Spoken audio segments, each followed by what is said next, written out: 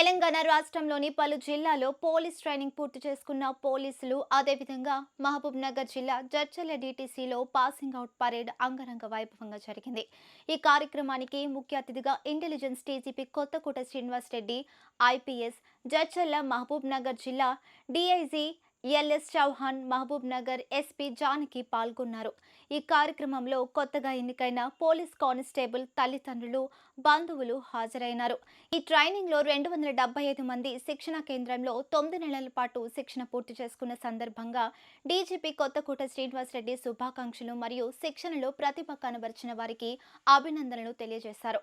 ఇందులో best firing outdoor indoor ప్రతిభ కనబరిచిన వారికి బహుమతులు అందజేశారు. ట్రైనింగ్ పూర్తి చేసుకున్న వారు వారి జిల్లాల్లో వెళ్లి రిపోర్ట్ చేయాల్సిందిగా తెలియజేశారు.